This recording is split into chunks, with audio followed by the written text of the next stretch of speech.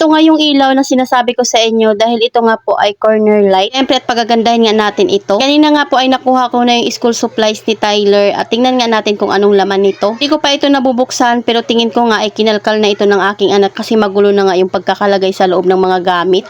Meron na nga tatlong padyaan ng papel at ito nga pong sapatos na color black. Tingin ko ay maliit ito kay Tyler kaya ibibigay ko na nga lang din iyan sa iba. At may kasama na nga rin po isang pares ng medyas. Siyempre at meron nga pong notebook dyan kumarites na 8 peraso. Maganda na nga itong notebook na to kasi dati kasi malalaki at mabigat talaga sa bag. Ito saktuhan nga lang po sa size nila. May kasama na nga rin po itong 3 lapis.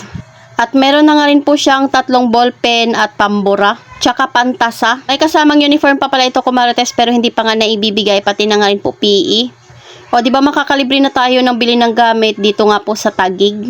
So ayan, tingnan naman natin yung loob ng bag kumarites, malawak nga rin at marami kang mailalagay. Lagayan na ng payong pati na nga rin ng tumbler. Ito nga lang po yung size ng bag niya sa grade ni Tyler dahil siya nga po ay grade 5. Color white dyan kumarites para na nga rin siyang reflector. Ganito nga sa Taguig kumarites, libreng pag-aaral, libreng gamit sa school at uniform. So ayan, nilagay ko na nga po yung mga lapis pati na nga rin yung ballpen dito sa lagayan niya pero hindi ko yan ipapadala lahat at baka mawala. Balik ko lang muna yung mga gamit dito sa bag niya para naman nga po hindi nakakalat. Pang matibay nga yung bag nila ngayon kumarites, sana nga po ay tumagal ito. Tapos yung space nga sa loob ay maganda rin dahil sakto talaga yung mga gamit sa mga paglalagyan niya. Ilagayan ng papel, lagayan nga ng notebook. At dahil may printer naman kami, magpiprint na nga lang ako ng subject, pati nga rin po yung pangalan niya. Inilagay ko na lang muna lahat ng gamit niya dito sa bag para nga hindi nakakalat at maitabi ko na muna dahil hindi pa naman nga kailangan. Kaya talaga hindi na nga ako bumili ng mga notebook at gamit sa school kasi alam ko nga na may libre dito sa Taguig. So next ko naman nga gagawin kumarites ay mag-unbox ng ating mga parcel na dumating. May malaking parcel at mayroon nga tayong 2 parcel dyan. May mahaba nga tayong parcel dito na kailangan i-unbox. Tingnan mo naman si Panda, abay pauwi na nga siya at binubuksan niya na yung pinto namin. So unahin ko lang itong parcel na free sample. Ito ngayon pang tanggal ng mga sticker na nakadikit para hindi ka na nga mahirapang magtanggal. Yan talaga napakahirap magtanggal ng mga sticker or di kaya mga nakadikit sa ating mga gamit. Pero kung may ganito kang pangtanggal ng sticker, hindi ka na nga mahihirapan. So syempre may kasamang takip iyan kaya tinakpan ko na muna kasi hindi ko pa naman siya gagamitin. Next ko naman nga pong i-unbox ay paninda. So yung mga ganitong gamit talaga sa tindahan ay sa online ko na binibili. Mas makakalis ka kasi talaga pag sa online ka bibili. So ito nga ay 10 pieces na at mabenta din talaga ito sa aking tindahan. Ilang linggo na nga rin po ako walang stock nito. Cotton buds at 10 pieces na nga po yan at 99 pesos lang yung bili ko niyan. Tapos mabebenta ko siya ng 10 pesos. So ito naman nga po yung sinasabi ko sa inyo pang remove ng mga sticker. Ganito nga yung packaging ng ilaw ko marites at talaga namang nahirapan ako mag-unbox dyan dahil napaka-secure nga ng lagayan niya. Para siyang nakabalot sa isang karton na talaga namang matigas, parang kahoy na nga sa sobrang tigas. Kaya naman talaga umupo na nga ako habang nag-unbox dyan kumarites. Ay sticker na nga rin po na nakalagay na fragile. So kung gusto nyo pala ng medyo mas maliit dyan ay wag nyo nga kuhain yung 180 cm